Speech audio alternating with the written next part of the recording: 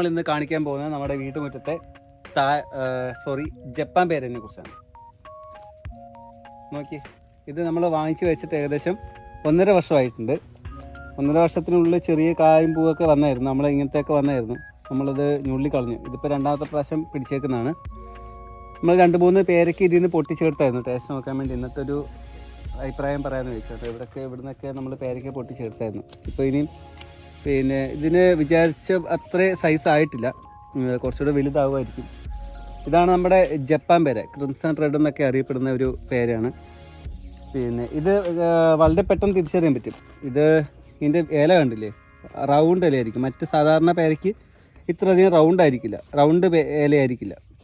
അതുകൊണ്ട് തന്നെ ഇത് വളരെ തിരിച്ചറിയാൻ എളുപ്പമാണ്.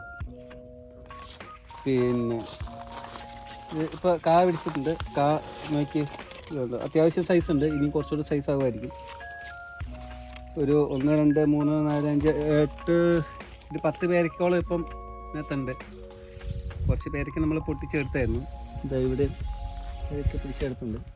ഇതിന് നമ്മൾ കാര്യമായിട്ട് വളമൊന്നും കൊടുത്തില്ല. നമുക്ക് മെയിനായിട്ട് കൊടുക്കുന്ന വളം എന്ന് വെച്ചാൽ അടുക്കള കമ്പോസ്റ്റ് നമ്മൾ ഈ ബക്കറ്റിലേക്ക് ഇട്ടിട്ട് അടിയിലൊരു ഹോള് കൊടുത്തിട്ടുണ്ട്. അടിയിൽ വലിയൊരു ഹോളും കൊടുത്തിട്ടുണ്ട്. അപ്പം ഈ തണുപ്പ് ഇങ്ങനെ നിൽക്കും. എപ്പോഴും അതിൻ്റെ അടിയിൽ വെള്ളം കിട്ടും, തണുപ്പും കിട്ടും. ഒരു 2 ഇഞ്ചിൻ്റെ ഒരു റൗണ്ട് ഹോള് കൊടുത്തിട്ടുണ്ട് അടിയിൽ. അപ്പം അങ്ങനെയാണ് നമ്മുടെ ഈ ജപ്പാൻ പേരയുടെ വിശേഷം.